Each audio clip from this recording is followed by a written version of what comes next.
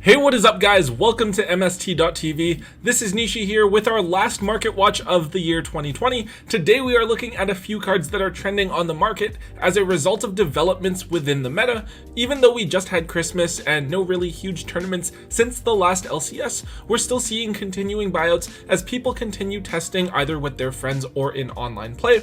Everyone still wants to be ready for when play does pick up again, and these are cards that people are looking at picking up now. With the next ban list not for a few more months, these cards are likely to continue trending for the next several months, so you guys will definitely want to be aware of what they are so that you can look to grab them for cheap or offload them at their hyped up prices. Let's get started. Kicking things off, let's talk about Blackluster Soldier, Soldier of Chaos. So BLS Soldier of Chaos is a card that used to see a lot of play back when Sky Strikers were one of the best decks of the format because it was basically impossible for the deck to out. Then after Engage got banned, the card kind of fell off. It was a solid extra deck option and it did stay really high in price as a card that was short printed and hard to find, but it wasn't really seeing that much play, and as a result it did fall down to around $60 to $70 a piece. Now however, we are seeing the card have even more meta play once again, and of course having never received a reprint in the last year and a half to 2 years since this card's release, it has spiked in price all the way up over the $100 mark a piece. Now the card is made pretty consistently by decks running the Eldritch engine, since Eldritch is very easy to get onto the field, and if you use it as a material to make BLS, that's a level 7 or higher monster, so it makes BLS so that it can't be destroyed or targeted by card effects. And it's a very difficult card to answer, especially if it runs something over and gives itself an attack boost. Outside of something like a Kaiju or Double A Zeus, there's not too many other answers that you'll probably easily have access to. Of course, as a short printed card with only the one version available, the card is extremely expensive now. Personally, I thought that it should have been reprinted in maximum gold, but obviously that didn't happen. I think that for now, we are most likely to see it reprinted in whatever March reprint set we get, something similar to Dual Power or Dual Overload, though that's obviously not a guarantee. Alternatively, I could see it being an OTS Tournament Pack Ultimate Rare as well, which I think would look really cool. Either way, this card has such a high price tag at the moment that if you're not planning on using it in your deck, or you're not planning on playing events anytime soon, it's definitely something that I would consider moving now at its current hyped up price. Next up, Drytrons are a deck that have taken the meta by storm as one of the better combo decks of the format. They are a ritual-based strategy that is able to set up Vanity's Fiend when you're going first, or easily break through boards with Natasha when you're going second. Now, all of the Drytron cards are from the brand new set Genesis Impact, and the most expensive card in the set, outside of any of the collector's rares, is Drytron Nova, a key card for the strategy that allows you to ignore summoning conditions and summon a Drytron monster directly out of the deck. Now this may not seem like a huge deal, but not only does it give you the body to link with, you can then use the Drytron monster effect from out of your graveyard to get its activated effect as well, which is really cool. It's a great card for the strategy, and it makes sense that it sits atop the set, as it's one of the best cards from the best deck out of Genesis Impact. Now with the popularity of Drytrons, we have actually seen Nova jump up in price, as it was around $25 to $30 before, but is now up at $40 each. This shouldn't be too much of a surprise to anyone, and as a brand new card from a brand new archetype, I don't see it falling down in price anytime soon. In fact, I would say that if the deck continues to see more and more success, it should actually trend upwards as more and more people are looking to play the deck. It also definitely doesn't help that with Genesis Impact not having very much value, not too many people are thrilled about opening the sealed product, so there's relatively few quantities of these cards running around on the market. People even know that if you open a case, you're probably losing money, right? So much so that even stores and vendors are looking at selling the cases at a loss because it's still more value than what they get from cracking open the cases themselves. Now, strangely enough, I'm going to go out on a limb here and say that you should probably pick up your Drytron Novas sooner rather than later if you're planning on playing the deck, since it has a lot of potential to be one of the top 3 decks of this format, and as people get better with it and it increases in popularity, more and more people will want to pick it up, which is going to drive the card's price up.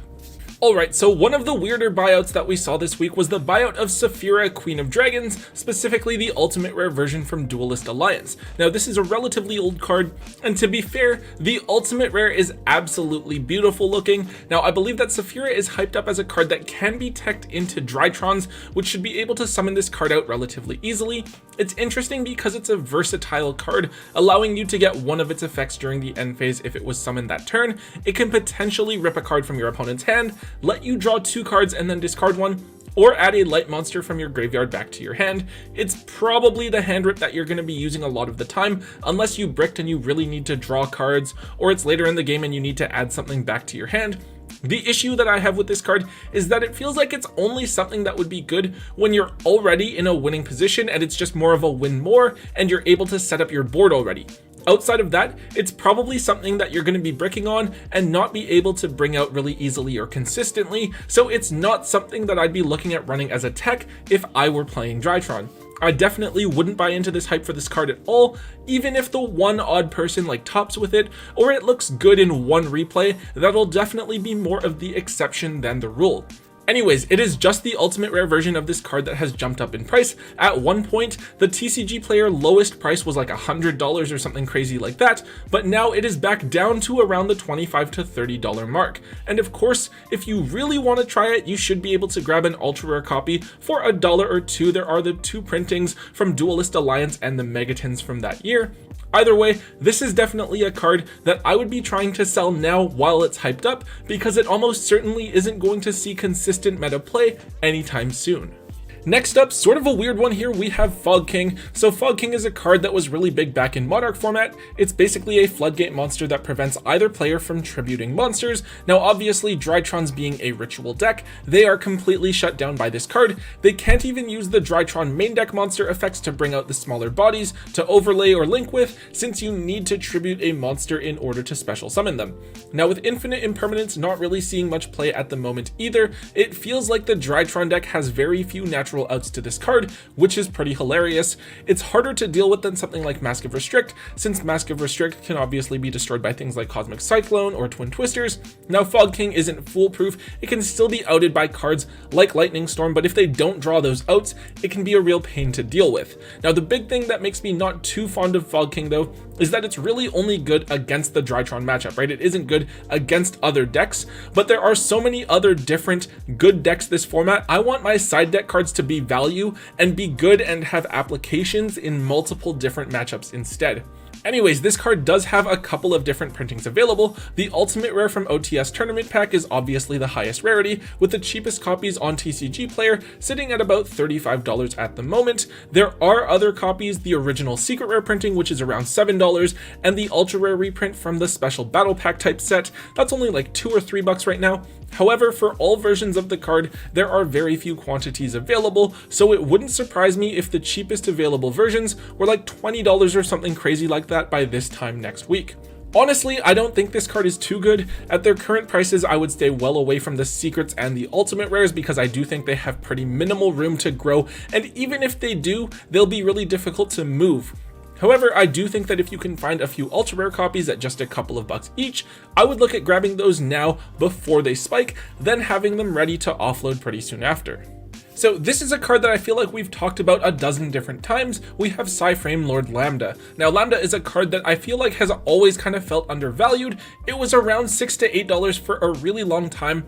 However, just over the last half a year or so, we've seen a ton of people playing Gamma as a hand trap, and Lambda has slowly started to increase in price. However, I think that this format is what has led to a bigger spike in the price of Lambda. Firstly, Gamma is much more popular right now than ever before. Infinite Impermanence is pretty bad, Effect Veiler is pretty bad. Gamma has kind of taken over as that generic hand trap that provides monster effect negation. But also we're seeing less combo decks, so for a lot of strategies, if they're going into like a link to monster, it's because they just have those extra monsters on the field that they can link away, so they may as well make something that's going to be useful, because at the very least, you can bluff that you have Gamma and maybe force your opponent to play a little bit more cautiously. Now before with Linkross, everyone was going into those more combo heavy strategies, right? But now we're in a much slower format. Lambda is a legitimate threat when you have those open monster slots that you can summon Gamma and Driver to, and it plays a bit of a role in that mental game. Anyways, Lambda's current market price is about $25. I wouldn't really want to spend that much on this card. I think that it's more like a $15 to $20 card that's kind of reasonable. I just think it's going to take some time for the price to settle back down because it was one of those short printed cards from Battles of Legend Heroes Revenge. Now keep in mind that this is the same set that the BLS Link monster came in, and I feel like a lot of the cards from that set are due for a reprint any day now. I think that for me, at $25, this card is a definite sell, and I'd only really be okay with picking them up at around the $15 mark. Anything in between there, I would err on the side of caution and move the card anyways, just because I am afraid of that possibility of a reprint. Next up, let's talk a little bit about Shaddoll Schism. We looked at this card a few weeks ago when it was around $10 to $12, but right now Schism is a card that is $18 with extremely few quantities available on TCG Player at the moment. Schism is basically the card that makes the Shaddoll cards usable at all, allowing you to fusion summon by banishing materials from your graveyard, and also potentially giving you a non-targeting banish of a monster on your opponent's side of the field. At the LCS from a couple of weeks ago, we did see a bit of a bigger Shaddoll engine do well in a 60-card Eldritch Dragoon deck, where they played Sinister Shadow Games and Aerial to provide additional disruption. However, Schism is the main piece that makes the engine work so well alongside the Dogmatica engine, since you really just need to dump App Cologne and get another dark monster into your graveyard to have access to the window. Now, I believe that in the OCG, Shaddolls are a pretty viable pure deck, and that definitely could be a contributing factor to the card's price over here, as people might think that the deck could become good, but we haven't really seen any results from Shaddolls here to suggest that as of yet. Now anyways, this card's price is something that is kind of confusing to me. It isn't expected to be reprinted until the 2021 Megatins at the earliest, so there is some time for the card to go up in price still, but for the most part, this card is just a one-of, right? And it's not like people need to run around picking up sets of this card to play or anything like that.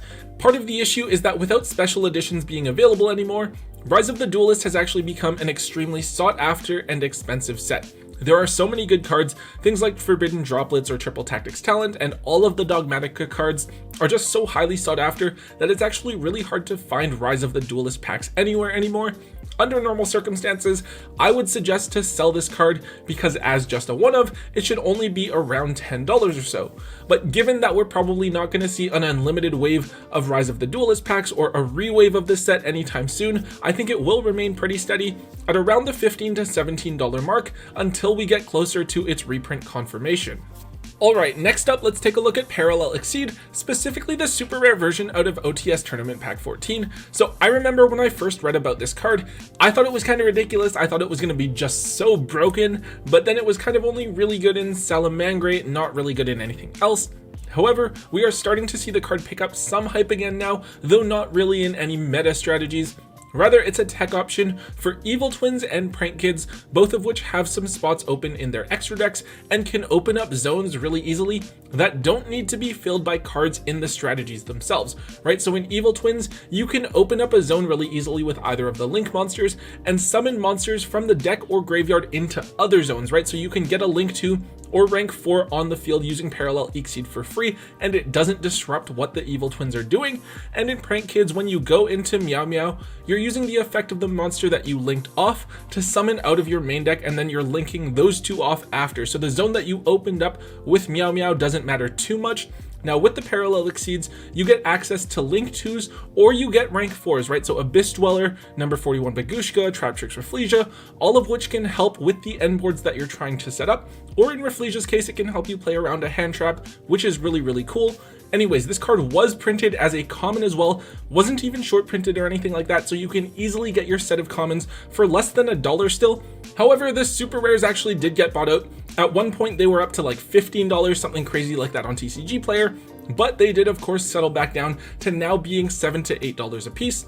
Personally, I'm really fond of this card. It's just kind of a shame that it isn't seeing more play in many different strategies, and the ones it is seeing play in aren't exactly the most meta viable. To be completely honest, I would just wait on the holos and play with the commons for now, unless you happen to have been sitting on the supers for a while and you really care about blinging out your deck. Otherwise, a set of super Parallel Exceeds is like $20 cash that you could get just for free.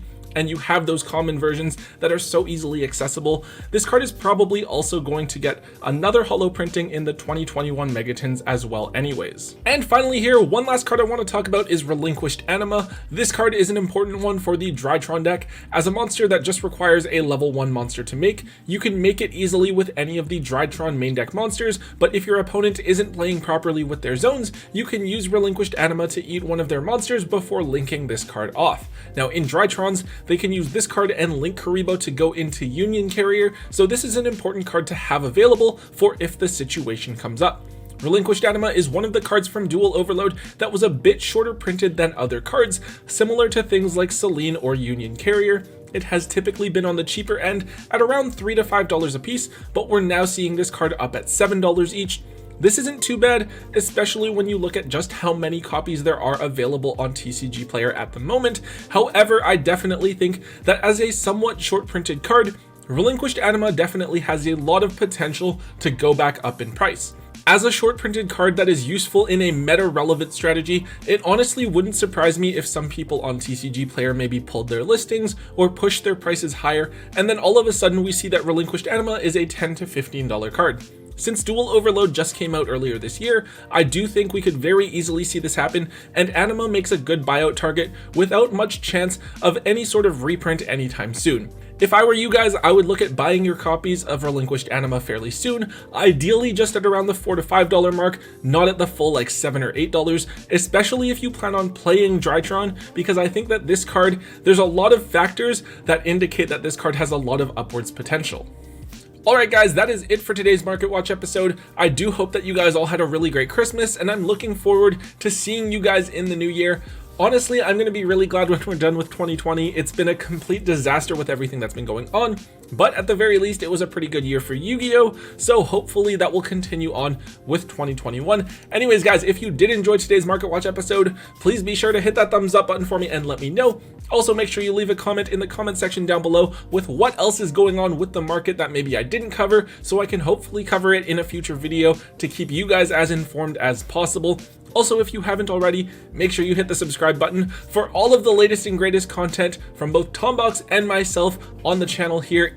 And yeah, so until next time, guys, don't forget to hold on to your MST.TV.